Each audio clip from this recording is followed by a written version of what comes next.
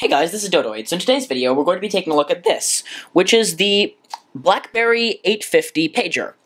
It's a two-way pager, and more than that, I think it's probably a predecessor to a lot of the smartphones we have today in a lot of ways. First off, this thing does not use the GSM network to make communications. It actually can't make calls, and SMS, I don't know whether it existed at that point, but it doesn't do that. It can, however, do email, which is a bit of an interesting reversal to the way that most people got mobile communications. This worked over a network called Mobitex, which was introduced in about 30 countries. Originally it was used by first responders in Sweden, but it did become a consumer system in the 1990s, and this is a slightly modified, slightly later version from 1999 of the BlackBerry Interactive Pager from 1996. So taking a look around the device, we can see that there's a screen up at the top. This could show up to 8 lines of email, or it could show a GUI. The GUI was navigated using this scroll wheel type thing, a little like the scroll wheel on a mouse. It has a similar sort of clicky feeling when you spin it. And it can also be pressed in, a bit like the BlackBerry trackballs from later. And additionally, there's a backspace key, which is sort of off from the rest, like it would be on a real keyboard. And at the bottom, we have a full QWERTY keyboard. So, as I said earlier, this was an email device. You could send emails on this, and it could retrieve them wirelessly, and it was even push mail, so it would give you a little notification, apparently. Again, I have not had this thing working in years. I do plan to fix it if I can, but it's not working right now. So there's a full QWERTY keyboard. It's pretty clicky, and funny enough, actually larger than the screen. There's a horrible spacebar down to the bottom that's somehow mushier than the rest of the keys.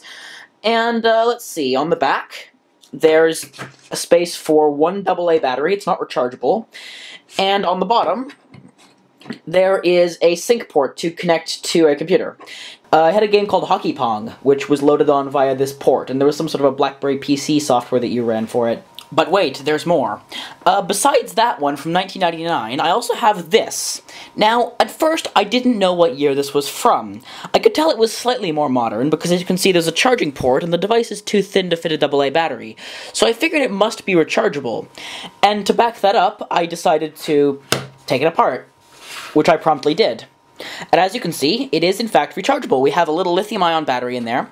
And opening this device up also confirmed the year it was made. So you can see on this ribbon cable, copyright 2000 RIM, made in Canada. So, I would suspect that this phone was made in 2000, because that's what this says. I don't know how long it was sold for. I would suspect it was probably sold a little bit into 2001, because I doubt they were refreshing products that often. But I can't find too much information about this particular model. Anyway, looking at the insides, you can see there's the battery, which is a big chunk of the space. Now down here, there's a little single-sided PCB, apart from the silkscreen being on the other side.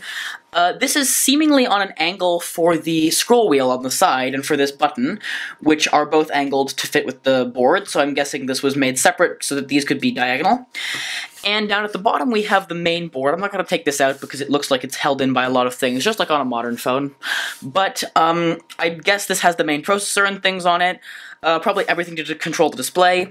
The other thing I did notice in here is that if you look into it, I'll try to hold it up to the camera, but you might not see it too well. You can see a little glint of green underneath this. And it seems to me, I would theorize, that there's a separate board for the keyboard, so that the press of the buttons can be sharp and clicky as opposed to having to go all the way through a big long button into this board. So that's actually something you hear about with game controllers nowadays. They'll say that if they make a separate PCB for the buttons, that's good.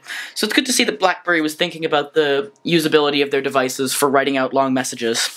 So I believe this to be another Mobitex device. Again, I can't find too much information about this one, but I would suspect it's Mobitex. I mean, there's no SIM card, and I doubt it was CDMA. But, yeah, that's just a quick look at a BlackBerry that I took apart, and a BlackBerry with an interesting form factor from slightly before that. So, thanks for watching. Bye.